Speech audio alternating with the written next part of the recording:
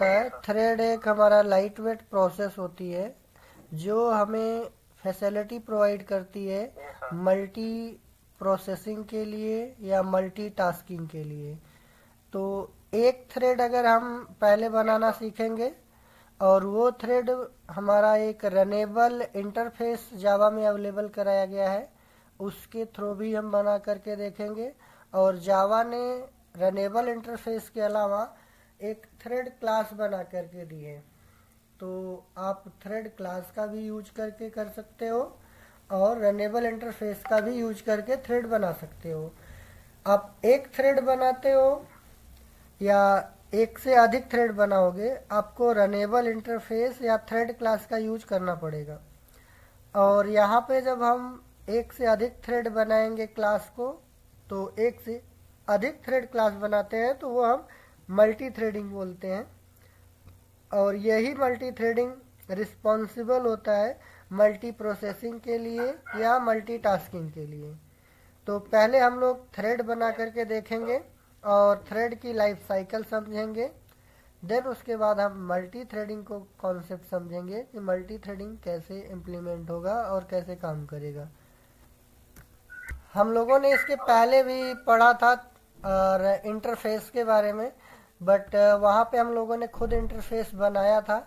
आज हम लोग यहाँ पे क्या करेंगे कि बना बनाया ऑलरेडी रनेबल इंटरफेस है उसका यूज करेंगे अपनी क्लास में। तो हम यहाँ पे एक क्लास का नाम देते हैं माई थ्रेड, और इस माई थ्रेड में क्या करेंगे, रनेबल इंटरफेस को इम्प्लीमेंट करेंगे। तो यहाँ पे हमारे पास इम्प्लीमेंट्स, क्योंकि ऑलरेडी हमारे पास रनेबल इंटरफेस है, तो जैसे हम रनेबल इंटरफेस को इम्प्लीमेंट करेंगे तो आपसे ये बोलेगा कि जितने भी इसके अब्स्ट्रैक्ट मेथड है उसको आप यहाँ पे क्या करिए, ओवरराइड करिए, क्योंकि इंटरफेस में केवल फंक्शन का डिक्लेरेशन होता है और उसी को हमें यहाँ पे ओवरराइड करना पड़ता है। तो ये जो फंक्शन हमारा रनेबल इंटरफेस में दिया गया है, रन नाम का फंक्शन है, इसी रन फंक्शन को हम body part of the thread बोलते हैं। तो यहाँ पे हम इम्प्लीमेंट करेंगे ऑल अब्स्ट्रैक्ट मेथड पे, तो ये हमें यहाँ पे मिल जाएगा थ्रेड का बॉडी पार्ट। तो ये हमारा रन फंक्शन जो होता है ये क्या होता है, बॉडी पार्ट होता है किस चीज़ का, थ्रेड का। तो यहाँ पे हम सिंपल एक लिखेंगे कि माई थ्रेड इज रनिंग, एक मैसेज हम यहाँ पे पास करेंगे माई थ्रेड इज रनिंग, और इसी में और भी आपको मैसेज थोड़ा सा और पास करना है तो यहाँ पे लिख सकते हो कि thread body part start, body part of the thread is begin, body part of the thread. हाँ बताइए। हाँ यहाँ पे देखिए जो आपका सवाल है कि थ्रेड के अंदर हम एक्सेप्शन हैंडलिंग यूज कर सकते हैं कि नहीं, ये एक्सेप्शन हैंडलिंग आप सब जगह यूज कर सकते हो। इवन आपका थ्रेड हो या फिर आने वाले जितने भी हम चीज़ें पढ़ेंगे या पढ़ चुके हैं वहाँ पे भी हम एक्सेप्शन हैंडलिंग यूज कर सकते हैं। ऐसा कुछ नहीं है कि हम एक्सेप्शन हैंडलिंग केवल एक पर्टिकुलर जगह पे यूज करेंगे, थ्रेड में नहीं यूज करेंगे। अभी हम यहाँ पे देखेंगे इसमें कैसे यूज करेंगे, उसको भी चेक करेंगे, ठीक है। तो body part of the thread is begin यहाँ पे है, और यहीं पे हमने यहाँ पे body part of the thread begin की जगह पे हम लास्ट में यहाँ पे इसको टर्मिनेट कर देंगे या एंड हो गया। ये सिर्फ और सिर्फ समझने के लिए कर रहे हैं कि हमारा थ्रेड कब स्टार्ट हुआ और कब बिगिन हुआ और क्या बॉडी पार्ट है थ्रेड का। तो थ्रेड का बॉडी पार्ट हमारा यही होता है जो ऑलरेडी डिफाइन किया गया है इसमें। अब इस फंक्शन को रन करने के लिए हमें थ्रेड क्लास का यूज करना पड़ेगा। तो यहाँ पे हम इस थ्रेड को कैसे यूज करेंगे, चलते हैं मेन में देखते हैं यहाँ पे। तो हमें यहाँ पे उस थ्रेड का, उस क्लास का ऑब्जेक्ट बनाना पड़ेगा जो हमने अभी अभी क्लास वहाँ पे डिफाइन किया था।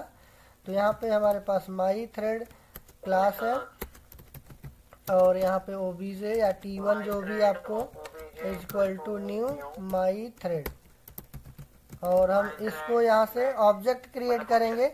लेकिन ये फंक्शन जो हमारा होता है थ्रेड का, ये ऑटोमेटिक स्टार्ट होता है किसके थ्रू होगा, थ्रेड क्लास के थ्रू होगा। तो यहाँ पे हमारे पास जो थ्रेड एक क्लास होती है, और यहाँ पे ये आपका रनेबल इंटरफेस जो दिया गया है, आप बोल सकते हो इसको रनेबल इंटरफेस का, तो R1 हमने कर दिया।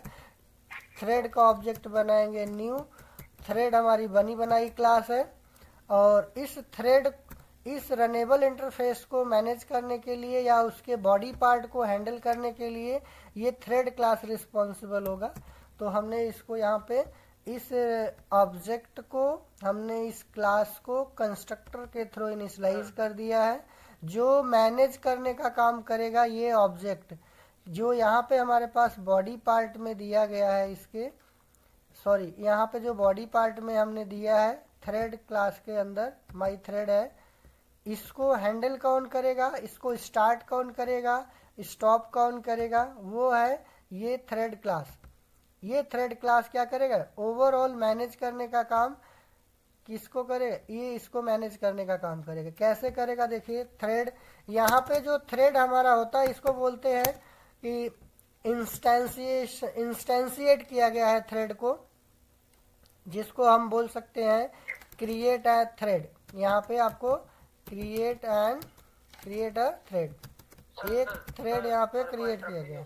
यहाँ पे जो हम ऑब्जेक्ट बना रहे हैं रनेबल इंटरफेस को इनहेरिट करके, उसका ऑब्जेक्ट जो हमने यहाँ पे इंस्टेंशिएट किया है इसको हैंडल करेगा थ्रेड शेड्यूलर।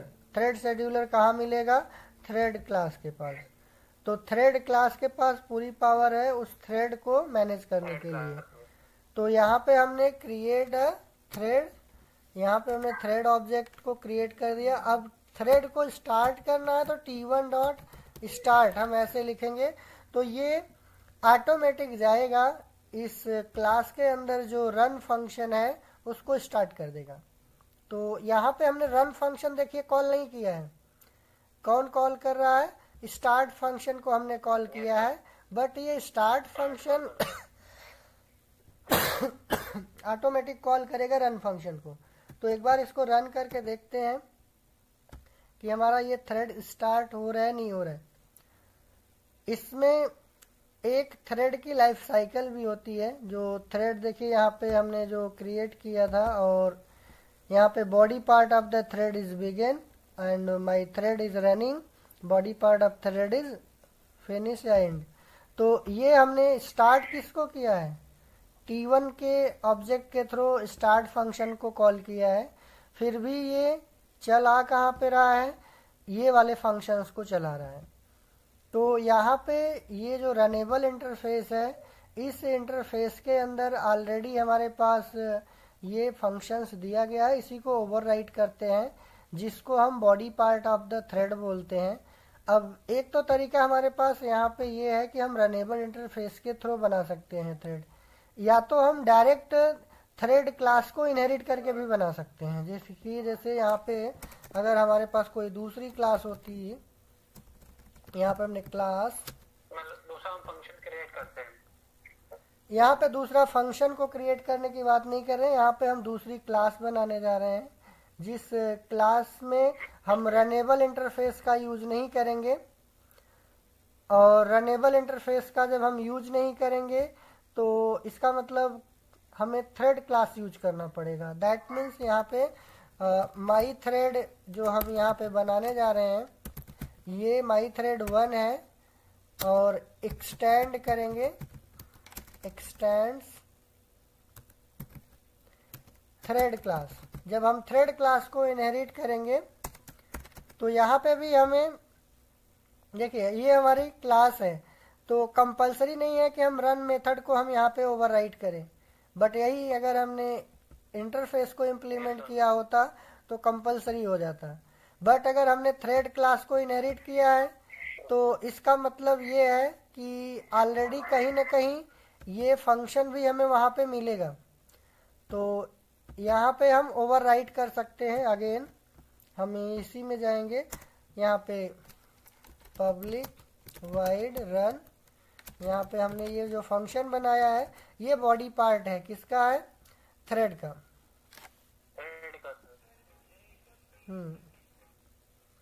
थ्रेड का ये बॉडी पार्ट है।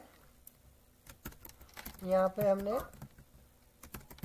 Body part of the thread, ये हमारा हो जाएगा थ्रेड।